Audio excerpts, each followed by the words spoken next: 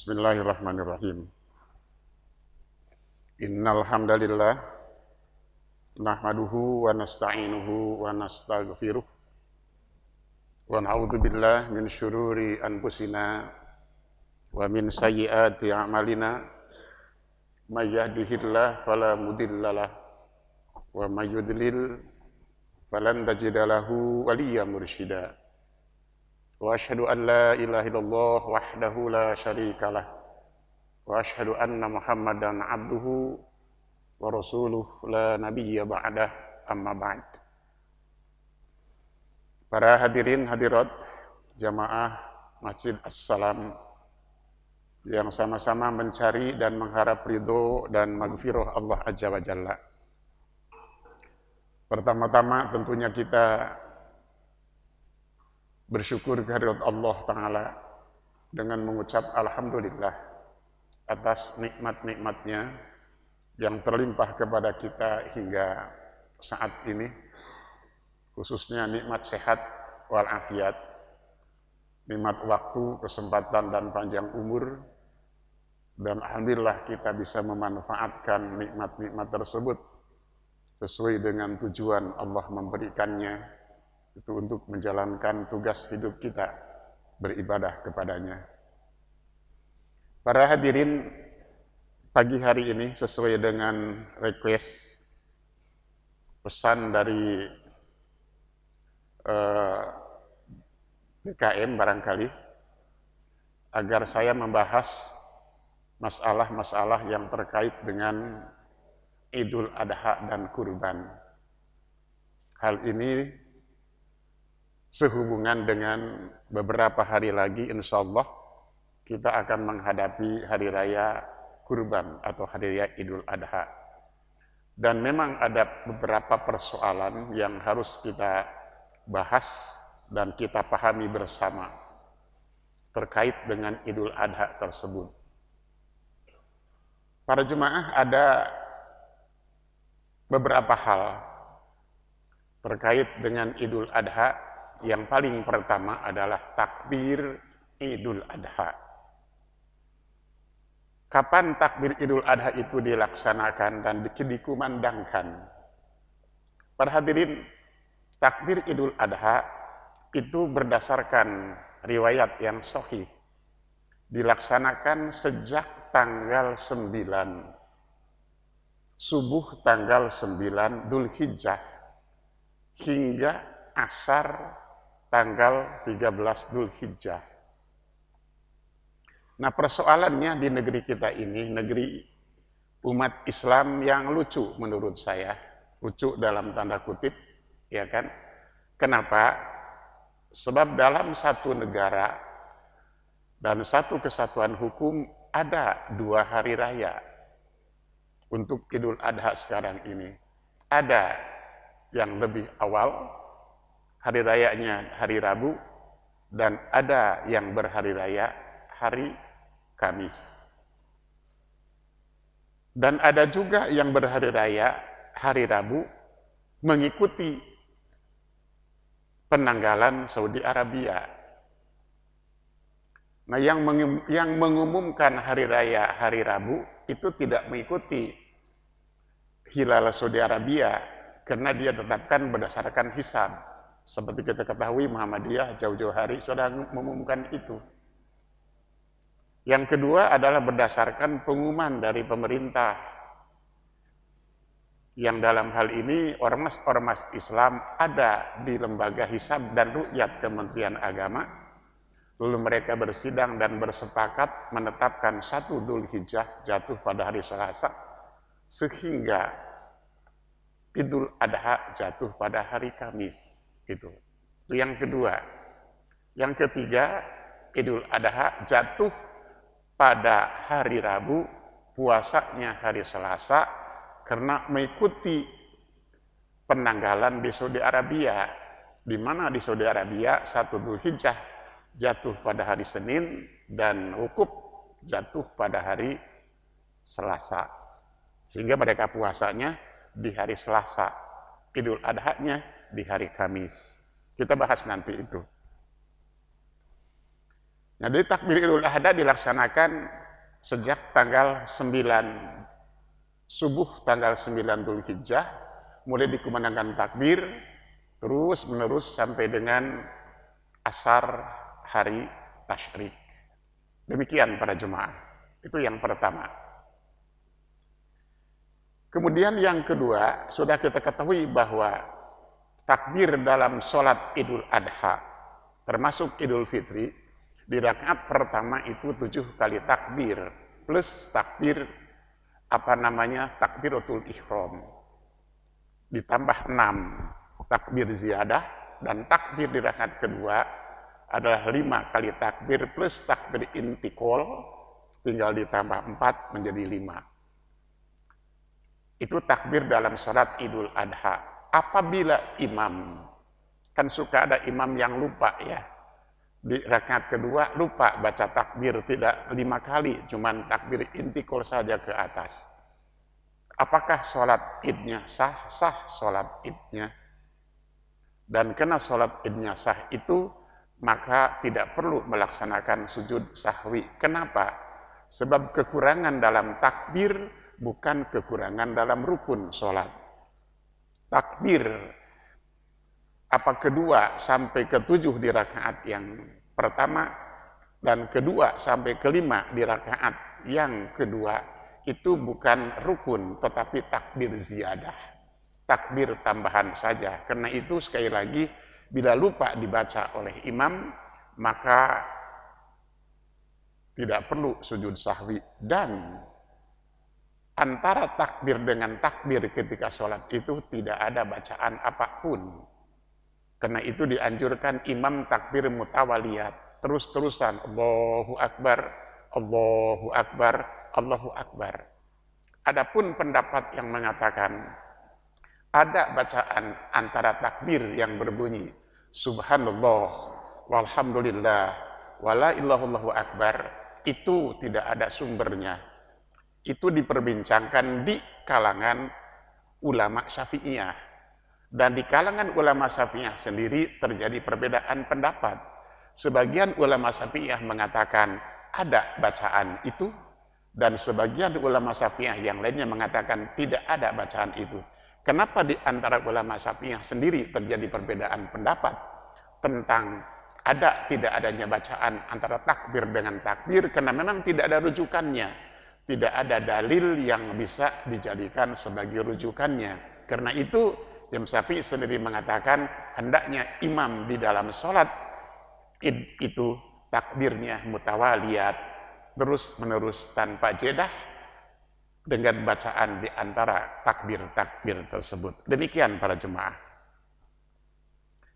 Yang berikutnya tentang sholat id di masjid dan di tempat terbuka. Para hadirin, afdoliyahnya sebagai keutamaan, sholat id itu dilaksanakan di tempat terbuka. Selagi ada tempat terbuka, tidak di masjid. Sebab sepanjang praktek yang dilaksanakan oleh Rasulullah alaihissalam, beliau tidak pernah melaksanakan sholat id, baik Idul Fitri maupun Idul Adha di masjid, padahal ada masjid. Menurut hadis, Rasul melaksanakan sholat id itu di tempat terbuka sebelah utara Masjid Madinah. Itu afdolnya, keutamaannya. Kecuali ada illat, ada sebab, ada kendala yang tidak mungkin sholat ini itu dilaksanakan di tempat terbuka, yaitu sudah tidak ada lagi tempat terbuka, maka tentu di masjid. Yang kedua, ada tempat terbuka, tapi kendala hujan dan faktor yang lainnya, itu diperkenankan. Karena itu, selagi masih dapat diusahakan tempat terbuka, maka afdolnya adalah di tempat terbuka. Ada yang mengatakan, kan masjid itu suci, sedangkan tempat terbuka itu tidak suci. Maka lebih baik dikerjakan di masjid. Kalau begitu cara berpikirnya, maka sama saja dengan menuduh Rasul itu jorok. Kok melaksanakan dan mencontohkan sholat id itu di lapangan? Para jemaah, lagi pula dalam kaidah fikih dikatakan al-aslu at-tuhur. Asal segala sesuatu itu adalah suci. Makanya Rasul mengatakan al-ardu kulluha masjidun. bumi ini dimanapun kita berada bisa digunakan untuk sholat, asal segala sesuatu itu suci, kecuali sudah diketahui di situ ada najis, baru menjadi najis. Dan ketika najisnya sudah dibersihkan, maka tentu kembali menjadi suci. Nah, jangan seperti itu cara berpikirnya. Cara berpikirnya harus merujuk kepada dalil dan keterangan agama. Kenapa? Ini persoalan ibadah, bukan persoalan akal pikiran. Demikian para jemaah. Itu yang ketiga. Yang keempat, terkait dengan Idul Adha itu adalah tentang saum.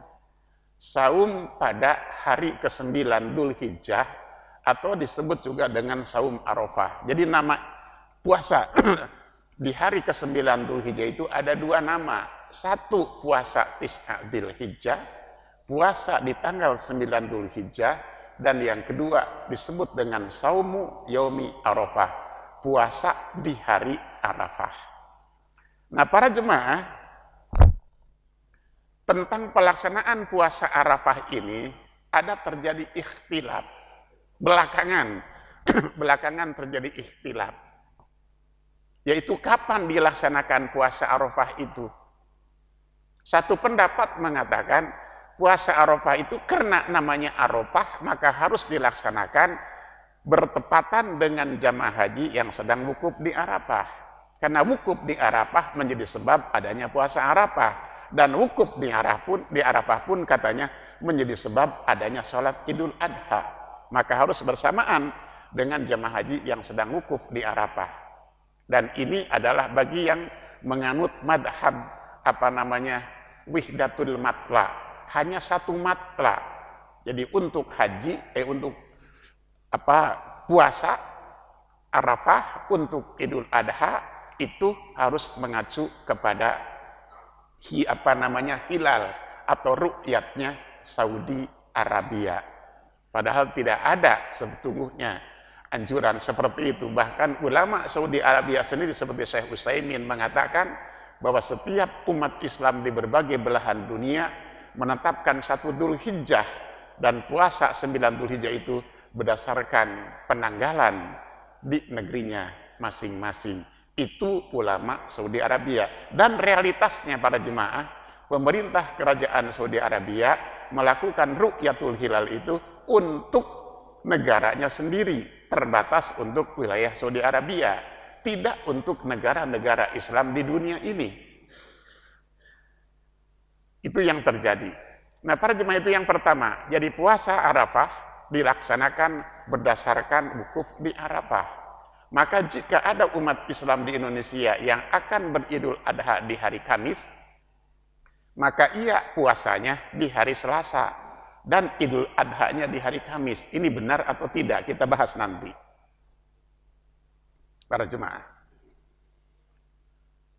Nah, saya berpendirian bahwa saum Arafah atau saum 9 Dzulhijjah itu dilaksanakan berdasarkan penanggalan di negerinya masing-masing. Dan saya mengambil penanggalan 1 Dzulhijjah 1444 Hijriah itu hari Selasa tanggal 1-nya. Itu pribadi saya. Sehingga saya akan beridul adha di hari Kamis dan akan saum Arafah di hari Rabu. Mungkin ada yang ingin berlebaran di hari Rabu dan berpuasa di hari Selasa. Apa argumentasinya? Kenapa puasa di hari Rabu dan Idul Adha di hari Kamis? Karena penanggalan di sini sesuai dengan hasil ru'yat dan hisab ormas-ormas Islam minus Muhammadiyah. Hasil sidang isbat menetapkan 1 Dzulhijjah jatuh hari Selasa dan 10 Dzulhijjah jatuh hari Kamis, 9 Dzulhijjah hari Rabu. Nah, argumentasi yang pertama begini para jemaah, tentang penamaan Arafah. Ini harus kita pahami. Arafah itu memiliki dua makna. Satu, Arafah bimakna ismul makan, nama tempat.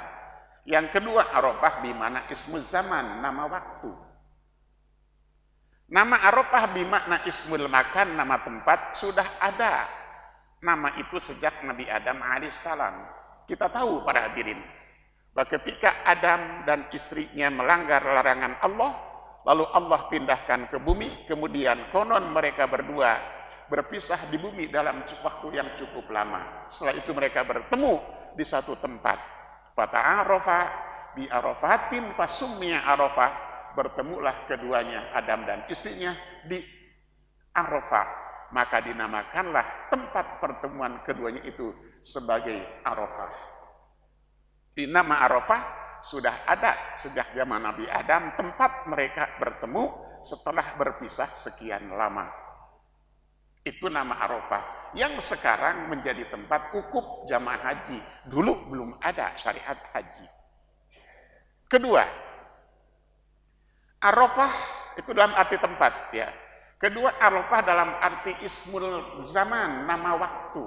Ini terkait dengan mimpinya Nabi Ibrahim alaihissalam. Sebagaimana kita lihat dalam surat As-Saffat, surat 37 ayat 103. Nabi Ibrahim mimpi, dalam mimpinya ia menyembelih anaknya Ismail. Di malam, kapan mimpinya? Di malam ke-8 Dzulhijjah. Sehingga di pagi hari tanggal 8 Dzulhijjah itu Nabi Ibrahim bingung, bimbang, ragu akan mimpinya itu.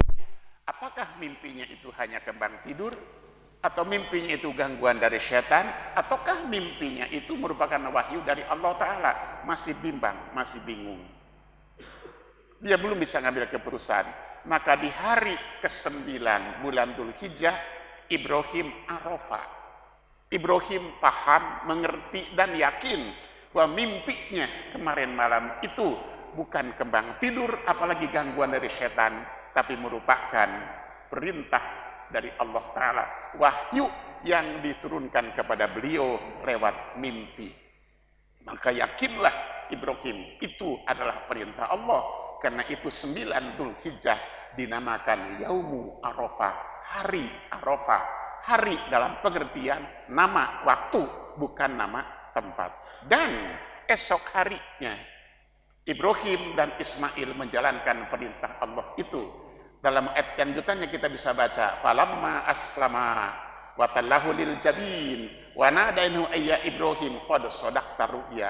Dah perintah itu dieksekusi, dilaksanakan hari ke-10 Dzulhijjah. Ibrahim ingin menyembelih anaknya, tapi dicegah oleh Allah Ta'ala karena manusia tidak pantas disembelih sebagai korban, lalu diganti dengan kambing atau kibas yang besar. Hari ke-10 itu kemudian dinamakan hari Nahar, hari penyembelihan. Maka hari-hari dalam bulan Dzulhijjah dari tanggal 8 sampai tanggal 13 memiliki nama tersendiri. Tanggal 8 disebut hari Tarwiyah, tanggal 9 disebut hari Arafah, tanggal 10 disebut hari Nahar, tanggal 11, 12, 13 disebut hari-hari Tasyrik. Demikian para jemaah. Nah, itu yang pertama tentang nama Arafah. Jadi ada nama waktu, ada Arafah dalam pengertian nama tempat, dan Arafah dalam pengertian nama waktu. Nah, puasa tanggal 9 Dzulhijjah itu tidak terkait dengan tempat, tidak terkait dengan Arafah dalam pengertian tempat, tapi terkait dengan waktu hari Arafah yang dimaksud tanggal 9 Dzulhijjah. Kenapa? Sebab pada asalnya begitu para jemaah. Penyebutan istilah hari Arafah pada asalnya adalah untuk tanggal, bukan untuk tempat ataupun untuk aktivitas tertentu di tempat itu, bukan. Gitu. Hari Arafah adalah hari ke-9 bulan Dzulhijjah. Baik ada wukuf atau tidak ada wukuf, tetap itu namanya hari Arafah. Kenapa? Karena penyebutan nama hari jika pada satu pekan itu adalah yang dimaksud secara hakiki nama hari itu. Misalnya, ini hari Ahad. Maksudnya hari Ahad, nama hari. Hari Senin, secara hakiki hari Senin. Selasa, Rabu, Kamis, sampai Sabtu, itu nama hari. Jadi kalau kita menyebut hari Sabtu, yang dimaksud ya Sabtu. Soal tanggalnya terserah tanggal berapa. Seperti hari sekarang tanggal berapa ini? 20? Saya lupa tanggalnya nih kan. 25? Ya. Iya. Ahad ini tanggal sekian, ahad depan tanggalnya lain, ahad yang lalu tanggalnya beda. Kalau menyebut nama hari dalam satu pekan, itu hakiki nama hari tersebut para jemaah. Tetap misalnya Yaumul Isnin, Yaumul Thalatha, kan gitu. Namanya, nama hari, tanggalnya bisa tanggal berapa saja. Gitu. Tapi kalau kita menyebut Yaumut Tarwiyah, maksudnya tanggal 8 Dzulhijjah. Kita sebut Yaumun Nahar, Yaumul Arafah, maksud tanggal 9 Dzulhijjah. Kita sebut Yaumul Nahar atau Yaumul Adha, maksud tanggal 10 Dzulhijjah. Kita sebut Ayyamut Tasyrik, maksudnya hari-hari tasyrik, tanggal 13, 14, 15, 11, 12, 13. Demikian juga kalau kita menyebut Ayyamul Bid, hari-hari purnama, maksudnya tanggal 13, 14, 15 setiap pertengahan bulan. Yang dikenal dengan puasa fi ayyamil bid, puasa di hari-hari purnama gitu para jemaah. Tanggalnya yang itu, harinya bisa hari apa saja. Nah, demikian para hadirin. Maka dengan demikian, jika dikatakan saum yaumi Arafah, maksudnya adalah puasa tanggal 9 Dzulhijjah.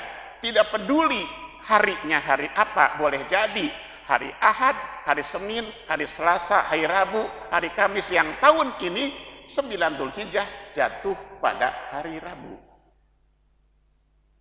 Berdasarkan versi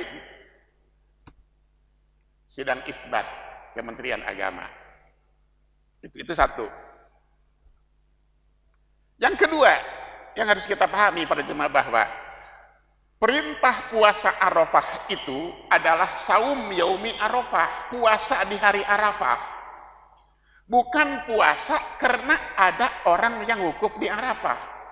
Bukan pula puasa karena ada tempat yang bernama Arafah. Saya ulangi.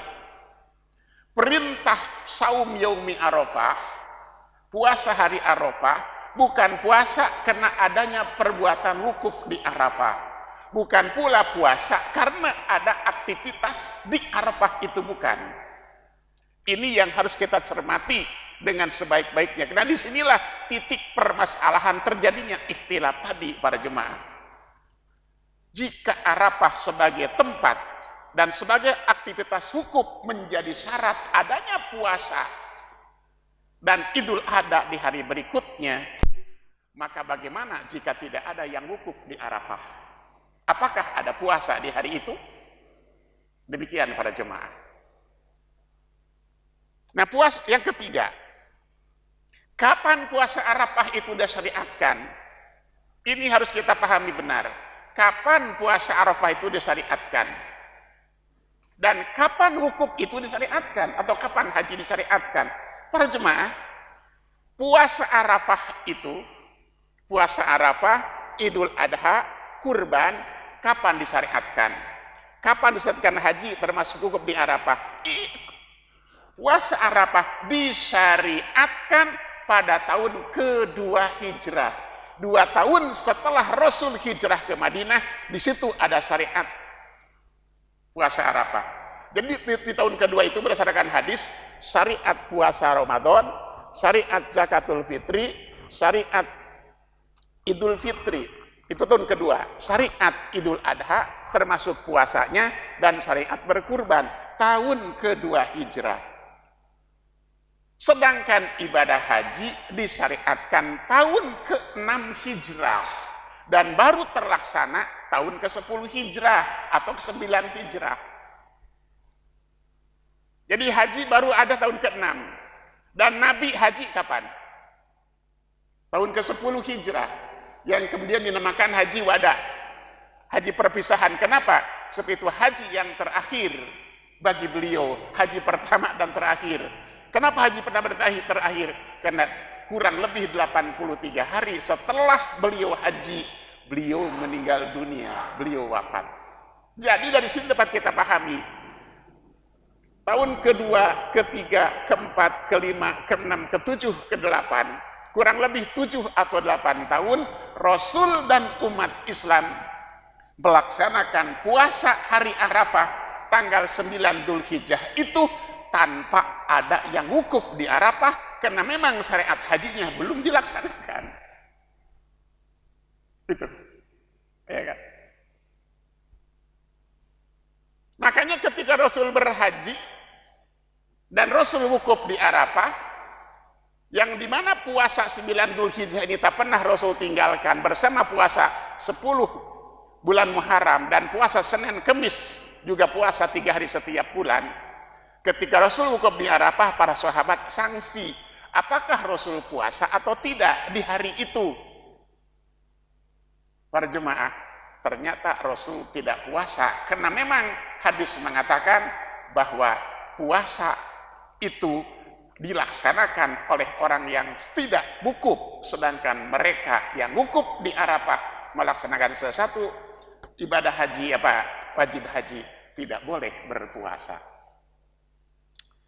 Demikian para jemaah. Jadi kurang lebih 7 atau 8 kali Rasul dan umat Islam melaksanakan puasa Arafah tanpa ada wukuf di Arafah, karena hajinya belum ada. Maka jelas ada tidak ada wukuf, tetap puasa Arafah dilaksanakan. Bahkan kalau tidak salah di tahun 2020 yang lalu ketika Covid masih puncak-puncaknya, kalau tidak salah tidak ada haji pada jemaah. Yang otomatis tidak ada wukuf, tapi tetap kita puasa di tanggal 9 itu. Walaupun tidak ada ya wukuf. Demikian para hadirin. Nah, pelaksanaan puasa Arafah dengan tidak memperhatikan penanggalan setempat seperti kita akan menimbulkan permasalahan baru yang lebih sulit. Apa? Penentuan hari lebaran Idul Adha berikutnya. Nanti tanggalnya akan kacau kalau kita mengacu kepada wukuf di Arafah, kepada penanggalan Saudi Arabia. Nanti kesananya penanggalan akan menjadi kacau para jemaah. Kecuali konsisten sepanjang tahun umat Islam di berbagai belahan dunia itu tidak punya kalender, tapi merujuk kepada hasil ru'yat atau hisab Saudi Arabia. Itu konsekuensinya para jemaah. Menunggu ketetapan Arab Saudi, semuanya, bukan hanya Idul Adha saja, termasuk satu Ramadan, satu Syawal, satu Dzulhijjah. Tidak perlu kita ru'yat dan hisab, udah aja ikut Saudi Arabia. Tapi yang saya katakan tadi, pemerintah kerajaan Saudi Arabia meru'yat tidak untuk negara yang lain, tapi hanya terbatas untuk negaranya sendiri. Para jemaah, kalau memang kita puasa Arafah 9 Dzulhijjah itu harus bareng dengan orang-orang yang wukuf di Arafah, apa mungkin? Seluruh orang umat Islam di muka bumi ini puasa Arafahnya 9 Dzulhijjah harus bersamaan dengan jamaah haji yang sedang wukuf di Arafah, apakah mungkin? Tidak mungkin. Kenapa tidak mungkin? Perbedaan waktu itu yang menjadi kendalanya. Perbedaan waktu negara-negara Islam di berbagai benua ini dengan Saudi Arabia ada yang sampai 8 bahkan 12 jam. Ya kan? Indonesia Barat bedanya 4 jam dengan Saudi Arabia. Kalau ingin berpuasa 9 Dzulhijjah sama dengan yang wukuf di Arafah hanya kebagian 2 jam. Karena begitu wukuf dimulai jam 12 sampai jam 2, di sini sudah jam 6 sudah buka puasa. Dan ketika kita mulai wukuf, mulai puasa waktu subuh, katakan subuhnya itu jam 4.30, di Saudi Arabia baru 12:30 malam. Indonesia Timur kebagian tengah kebagian 1 jam. Indonesia Timur tidak kebagian sama sekali. Australia sama sekali tidak mungkin bisa melaksanakannya bareng, apalagi yang perbedaannya dengan Saudi sekitar 12 jam. Makanya Syekh Utsaimin, seorang ulama Saudi Arabia, ketika ditanya bagaimana puasanya umat Islam yang ada di belahan dunia di luar Saudi Arabia, yang penanggalan 1 Dzulhijjahnya lebih awal dari Saudi. Beliau menjawab begini, umat Islam yang ada di belahan dunia yang penanggalan 1 Dzulhijjahnya lebih awal dari Saudi Arabia, dari Mekah, maka dia wajib berpuasa 9 Dzulhijjah saat di Mekah baru tanggal 8. Dan umat Islam yang penanggalan 1 Dzulhijjahnya belakangan dari Saudi Arabia atau dari Mekah, maka ia harus berpuasa Arafah saat di Mekah sudah berlebaran atau sudah tanggal 10. Itu pemerintah kerajaan Saudi, ulama dari Saudi Arabia, para jemaah. Nah, dengan demikian, jadi ini fakta ilmiah yang menunjukkan bahwa negeri-negeri Muslim terbagi pada 2 wilayah matla. Matla itu tempat munculnya hilal yang terkadang berbarengan, kadang-kadang berbeda, kadang-kadang sama, kadang-kadang tidak. Demikian para jemaah. Baik. Kemudian tidak ada dalil yang menghususkan atau membenarkan antara ketentuan ru'yat dan Idul Fitri dan ru'yat Idul Adha sama. Untuk Idul Fitri dan Idul Adha sama-sama ru'yat. Kita lihat hadis riwayat Imam Muslim. Idza ra'aitum hilala dzil hijjati wa arada ahadukum an yudhi fala yumsik an sya'ri wa adbarihi. Bila seseorang di antara kamu sudah melihat hilal 1 Dzulhijjah, tahu itu sudah masuk tanggal 1 Dzulhijjah, dan ia berniat untuk berkurban di bulan itu, maka dia tidak boleh memotong kuku dan rambutnya. Jadi untuk Dzulhijjah pun sama dengan ru'yat, seperti halnya kata bab puasa, sumu li ru'yatihi wa abtiru li ru'yatihi. Demikian para jemaah. Dan Rasul bersabda dalam hadis Ad-Darqutni, as-saum yauma tasumuna wal fitru yauma tuftirun wal adha yauma tudhun. Hari puasa adalah hari ketika orang-orang berpuasa, Idul Fitri adalah hari ketika orang berbuka, dan Idul Adha adalah hari ketika orang-orang menyembelih. Kedua hadis ini menurut Imam At-Tirmidzi menjadi dalil bahwa berpuasa dan beridul Adha bersama orang-orang yang ada, yang mayoritas di negeri itu, disitulah para jemaah ketetapannya. Demikian para hadirin mengenai puasa tanggal 9 Dzulhijjah. Nah, kita tinggal pilih dalam hal ini. Kalau mau beridul fitri, Idul Adha hari Rabu, maka hari Selasa harus puasa. Kalau ingin beridul Adha hari Kamis, maka hari puasanya hari Rabu. Itu ketentuannya. Ada yang mengatakan kita jalan tengah aja deh. Jalan tengah, puasanya hari Selasa, Idul Fitri, Idul Adhanya hari Kamis. Ini jalan tengah atau jalan bengkok? Menurut saya bukan jalan tengah, ini jalan keliru. Khawatirnya dua-duanya ibadahnya jadi tidak sah. Iya kan? Kalau ia yakin hari Selasa itu tanggal 9 Dzulhijjah, maka dia harus berpuasa Arafah. Dan esoknya hari Rabu harus beridul Adha. Kalau yakinnya hari Selasa itu 1 Dzulhijjah, tanggal 9-nya hari Rabu, ia harus puasa hari Rabu, dan hari Kamis dia harus beridul Adha. Nah, kalau dia puasanya hari Selasa, Idul Adhanya hari Kamis, berarti bagi dia hari Kamis sudah tanggal 11. Ya kan? Ada nggak Idul Adha tanggal 11? Nah, maka kata saya ini bukan jalan tengah, jalan bengkok, atau jangan-jangan jalan ke jurang. Itu. Jadi harus konsekuen di sini. Khawatir ibadah kita tidak sah dua-duanya. Puasanya nggak sah, sholatnya udah jelas tidak sah, karena bagi dia kalau puasa hari Selasa, Idul Adha hari Kamis, jelas bagi dia hari Kamis sudah tanggal 11. Di situ harus konsekuen, jangan ambigu.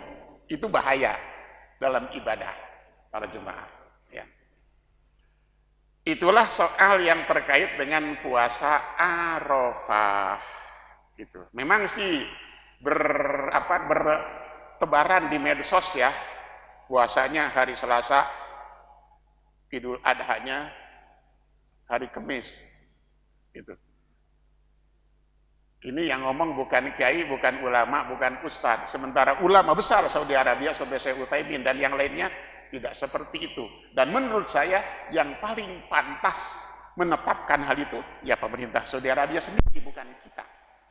Gitu. Demikian para hadirin. Baik, itu yang pertama, yang beberapa tadi ya. Gitu. Berikutnya para jemaah, hukum potong rambut dan kuku bagi kurbani.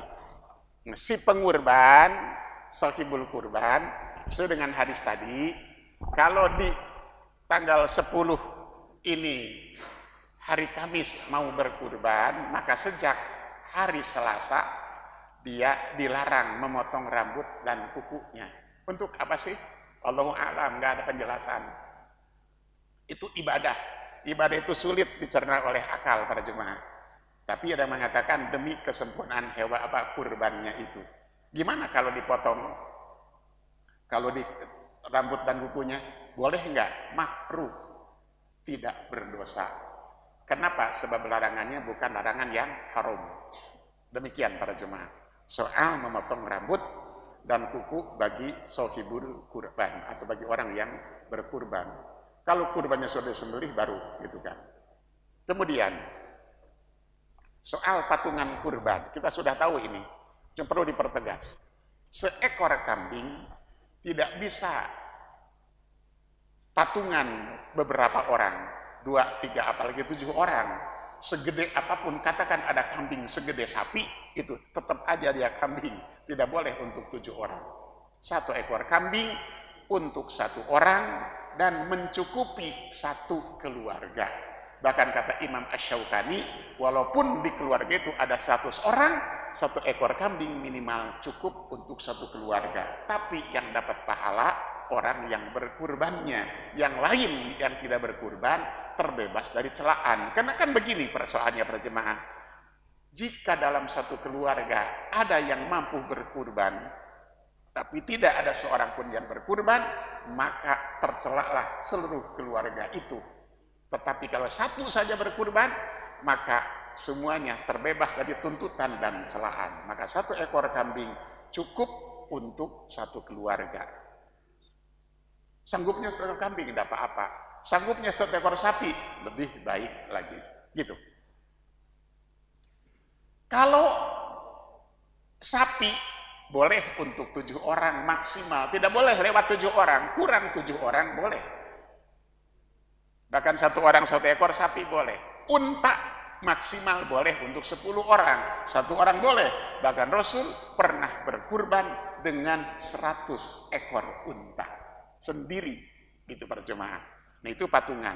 Karena itu apa yang selalu terjadi di sekolah-sekolah itu, guru-guru agama di sekolah memungut uang dari murid-muridnya untuk kurban.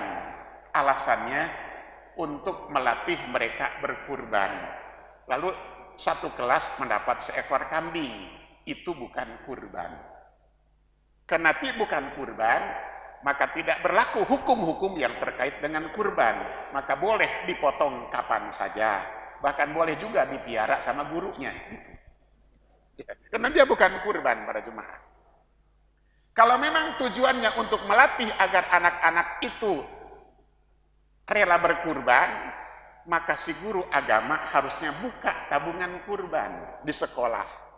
Siapa di antara anak-anak yang sanggup pungut 1 hari 10.000 itu, maka dalam 1 tahun insya Allah 1 anak bisa memotong 1 ekor kambing. Itu jelas mendidik anak latihan untuk berkurban, bukan mendadak masing-masing 100.000. Itu sekali lagi bukan kurban dan salah kaprah yang harus segera ditiadakan. Begitu. Kurban itu ditujukan oleh Allah dan Rasulnya kepada individu, kepada kita-kita ini, bukan kepada lembaga, PT, yayasan, departemen, itu tidak. bukan kepada mereka. Ini kurban atas nama PT Anu, kurban atas nama Yayasan Anu, kurban atas nama Kementerian Anu, tidak boleh. Suka ada istilah, ada sumbangan kurban dari pementeri, kok kurban jadi sumbangan? Kurban ya kurban, bukan sumbangan. Nah, jadi yang kurbannya pementerinya, bukan kementeriannya. Dan pementerinya uang sendiri, bukan uang anggaran gitu. Kalau uang anggaran tidak sah tuh kurbannya para jemaah. Kalau anggaran kena berarti lembaga yang berkurban kan gitu. Tapi kalau uang Pak Menteri, uang Pak Dirjen, uang karyawannya, baru itu disebut dengan kurban. Tidak boleh lembaga, karena lembaga bukan menjadi tujuan dari syariat. Individu. Kriteria hewan kurban, para jemaah, macam hewan kurbannya sudah ditentukan. Yang disebut an'am itu hanya 3 kategori, unta, sapi dan sejenisnya, kambing dan sejenisnya, itu an'am. Sedangkan kuda, keledai tidak masuk kategori an'am. Coba lihat surat Ali Imran ayat 14. Penyebutan an'am dengan kuda itu dipisahkan. Zuyyina linnas hubbus syahawat minan nisa wal banin wal qanatiril muqantarah minadz dzahab wal fiddah wal khailil musawwamah wal an'am. Kuda yang bagus-bagus dan hewan ternak. Jadi kuda tidak dikategorikan sebagai an'am, karena itu kuda tidak termasuk hewan yang bisa digunakan untuk berkurban. Kuda bukan, keledai tidak, kijang enggak, apalagi kijang inopa. Gitu percuma. Hanya 3 itu saja. Dan umurnya juga ditentukan. Nah, ibadah ini sangat rinci, ibadah kurban berjemaah. Sampai umurnya ditentukan, kriteria umurnya itu, yaitu musinnah. Musinnah itu hewan yang sudah cukup umur. Untuk sapi, untuk unta, 5 tahun, masuk tahun ke-6, itu musinnahnya. Untuk sapi, umur 2 tahun, masuk tahun ke-3. Untuk kambing, berumur 1 tahun. Itu idealnya. Jika musinnah tidak ada dan tidak didapatkan, boleh dengan jadaah. Jadaah itu unta baru masuk tahun ke-4. Sapi baru masuk tahun ke-2. Kambing baru 6 bulan juga diperbolehkan. Kalau musinnah tidak ada, yang di bawahnya jadaah boleh. Tidak dilihat besar kecilnya para jemaah. Ada memang kan kambing kecil tapi tua. Ya kan? Kambing apa namanya tuh? Kambing kacang ya. Nah, kalau dia sudah musinnah, walaupun kecil bisa digunakan untuk berkurban. Itu para jemaah, ya. Itu umurnya. Kemudian kondisi kambingnya juga dijelaskan, harus yang gemuk, tidak boleh yang kurus, harus yang sehat, tidak boleh yang sakit, harus yang mulus, tidak boleh yang cacat.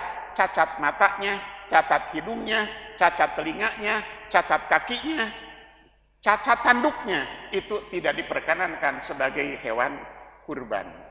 Demikian para jemaah. Sedangkan hewan yang dikebiri tidak masuk kategori cacat, karena kata hadis Rasul pernah berkurban di kabsyaini azimaini mauju'ain. Rasul pernah berkurban dengan 2 ekor kambing yang besar yang sudah dikebiri. Jadi boleh para jemaah, ya kan? Kalau dikebiri itu memang jadi gemuk kan gitu ya, gitu. Binatang kalau dikebiri jadi gemuk gitu para hadirin. Manusia juga begitu kali ya, kalau vasektomi jadi gemuk kali gitu ya. Iya, demikian berjemaah. Terus boleh nggak dengan yang betina? Apakah harus jantan? Nggak boleh betina. Pada dasarnya yang jantan yang diutamakan, jantan yang diprioritaskan, tidak dengan yang betina. Kenapa? Kalau yang betina apalagi masih produktif, itu dikhawatirkan, bukan dikhawatirkan, dapat dipastikan akan mengganggu populasi. Lama-lama kambing, sapi, kerbau itu akan hilang. Kalau betina yang masih produktif itu dijadikan sebagai hewan kurban. Karena itu para jemaah, dalam Undang-Undang tentang Peternakan dan Kesehatan Hewan nomor 41 tahun 2024, pasal 18 ayat 4 tidak boleh memotong hewan betina produktif. Tapi masih dalam pasal 18 ayat kelimanya, pelarangan itu dikecualikan dengan adanya ketentuan agama, yaitu seperti dalam bab apa namanya itu akikah, memang ada secara eksplisit disebutkan boleh akikah dengan kambing apa namanya betina. Kurban tidak disebut, tidak ada larangan, boleh kalau tidak ada yang jantan. Demikian para jemaah. Adapun waktu penyembelihan hewan kurban harus tanggal 10 hari nahar setelah sholat Idul Adha. Tidak sah hewan kurban dipotong walaupun tanggal 10 tapi sebelum sholat. Ada kejadian di masa Rasul. Rasul pulang sholat Idul Adha, sudah ada orang yang memotong hewan sebelum sholat. Kata Rasul, itu daging, bukan daging kurban, tapi daging yang kau siapkan untuk keluargamu. Dan kata Rasul, siapa yang memotong hewan kurban setelah sholat, telah sempurnalah kurbannya dan cocok dengan syariat yang ditetapkan untuk orang muslim. Dan siapa yang memotong hewan kurban sebelum sholat, maka tidak termasuk kurban. Demikian, pada itu hanya daging biasa saja. Gitu.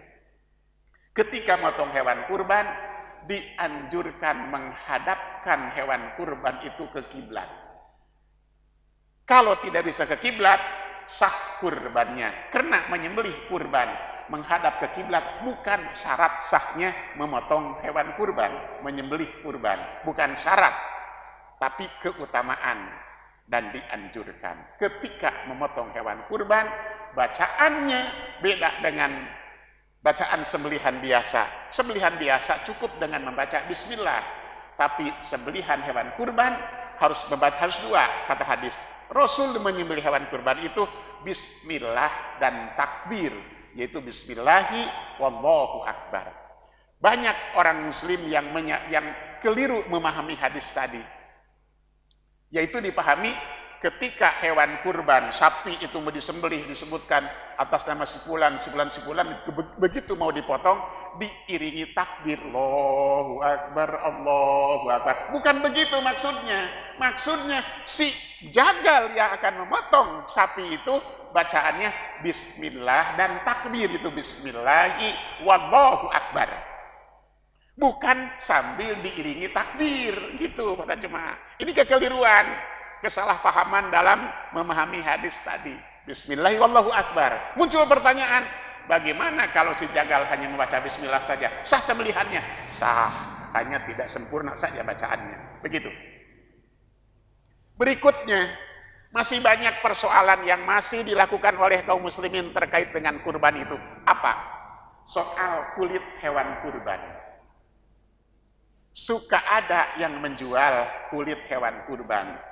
Misalnya panitia menjual kulit hewan kurban jamaah yang titip kurban ke panitia. Boleh tidak? Para jemaah, saya bacakan hadisnya. Ali bin Abi Thalib, kan Rasul berkurban dengan 100 ekor unta. 63 dipotong oleh Rasul sendiri. Sisanya diserahkan kepada Ali. Kata Ali, abaron Rasulullah an aku ma'ala budnihi. Rasul menyuruh aku agar aku mengerjakan penyembelihan hewan kurbannya. Dan Rasul menyuruh kepadaku, kata Ali, untuk membagikan seluruh bagian dari hewan kurban itu, bahkan tali dan pakaiannya. Dan aku dilarang menjual kulitnya. Terus kata Ali, aku pun tidak mendapat upah dari penyelenggaraan hewan kurban Rasul itu. Aku dapat bagian sebagai bagianku. Ini harus kita pahami bersama. Kulit hewan kurban, sapi, kulit sapi atau kulit kambing tidak boleh dijual oleh si pengurban atau oleh panitia yang mendapat titipan hewan kurban. Hadis Ahmad mengatakan, man ba'a jilda adhiyatihi fala dhiyatalah. Siapa yang menjual kulit hewan kurbannya, maka tidak ada kurban baginya. Artinya kalau 7 orang itu berkurban sapi, kulitnya dijual, artinya dia berkurban sapi tanpa kulit, kambing tanpa kulit. Kan nggak mungkin itu, ya kan? Terus gimana caranya? Caranya adalah panitia bisa membagikan kulit itu kepada si fulan, si fulan, si fulan, dan si fulan. Nih kulit untukmu, untukmu, untukmu yang memang berhak menerima itu. Kalau sudah berpindah hak milik menjadi hak si fulan, maka si pemiliknya terserah mau diapakan, dijual atau bagaimana. Atau kata si pemiliknya, Pak Panitia, tolong dijualkan saja kulit saya. Maka panitia boleh jadi mediator menjualkan kulit orang-orang yang sudah ditetapkan sebagai pemilik kulit tersebut. Demikian para jemaah caranya. Janganlah panitia menjual kulit hewan kurban, kemudian uangnya dimasukkan ke kas masjid. Masjid itu bukan mustahik kurban. Mustahik kurban itu orang, bukan masjid. Itu. Ya. Atau uangnya dipakai untuk makan-makan panitia. Itu juga tidak dibenarkan. Panitia tidak berhak mendapatkan upah. Kata Ali tadi, aku tidak diberi upah sedikit pun dari pengurusan hewan kurban Rasul. Suka ada di satu tempat para jemaah, kepala dan kaki hak panitia. Nggak ada itu hak panitia. Dari mana panitia mengklaim itu hak panitia? Tidak ada.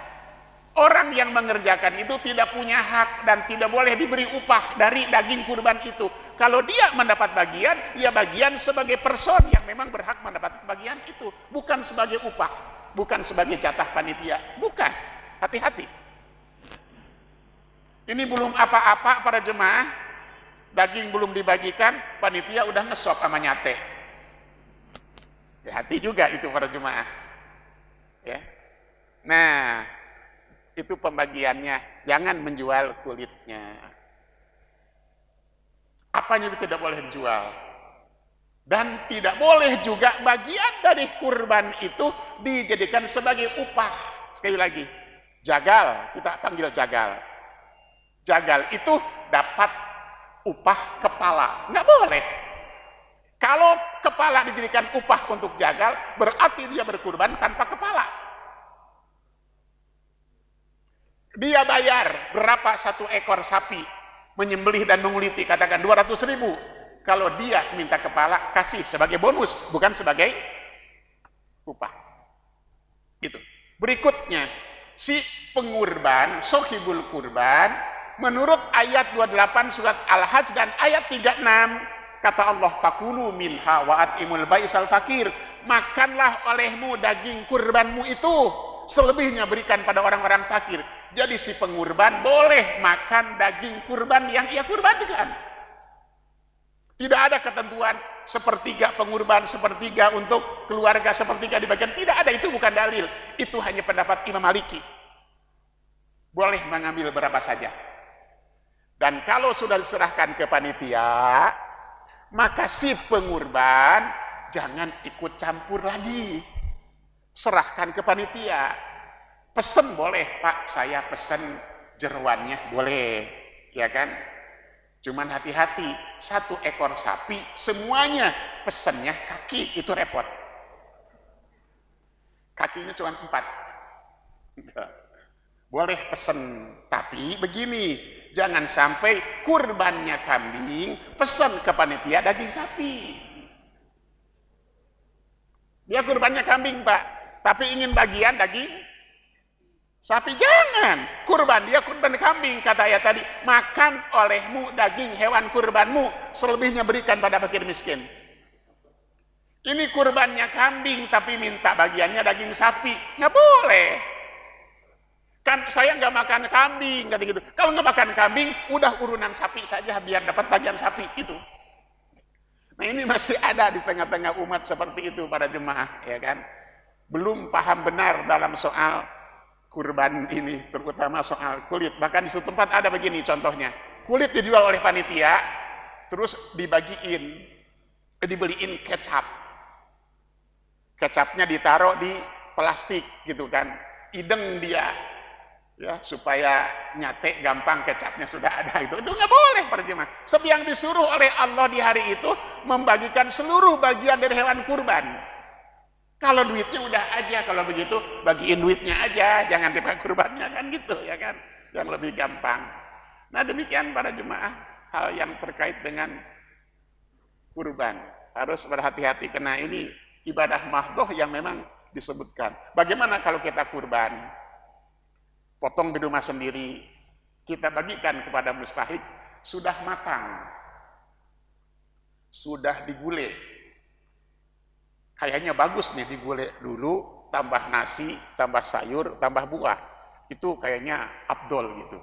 Menurut akal mungkin afdol, tapi menurut syariat itu salah. Gak boleh membagikan daging kurban sudah dimasak. Bahkan model kornetisasi kurban itu juga tidak sesuai dengan syariat. Kalau kurban mau kirimkan ke tempat yang jauh, kirim saja duitnya ke sana, suruh beli sapi atau beli kambing di sana, bukan kornetnya yang dikirimkan. Demikian para jemaah ya.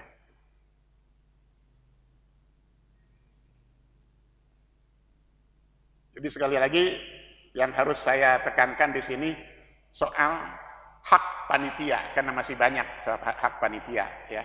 Panitia punya hak masih di satu tempat, kepala dan kaki dikuasai panitia. Kemudian kalau ada orang yang mau, dia harus beli kaki dan kepala itu kepada panitia. Ini keliru besar. Panitia berhak membagikan habis semua daging hewan kurban yang dititipkan kepadanya, dan dia tidak boleh diberi upah. Kalau dia dapat bagian, boleh. Terakhir, boleh nggak orang kaya mendapat bagian hewan dari daging kurban? Boleh. Jadi kalau panitia orang kaya dapat bagian, boleh bagian kurban, tapi bukan sebagai upah. Terakhir sekali, boleh nggak memberi kepada orang non-muslim? Boleh. Muslim yang tidak ganggu, muslim yang tidak jahat, muslim yang tidak arogan, muslim yang tidak benci Islam, boleh. Di surat Al-Mumtahanah ayat ke-10 dikatakan seperti itu para jemaah. Tapi tetap yang prioritas adalah orang-orang muslim. Itu ya. Demikian saya kira secara serba singkat saya sampaikan. Kecuali ada panjang tadi soal puasa 9 Dzulhijjah, mudah-mudahan bermanfaat. Kalau ada pertanyaan silakan.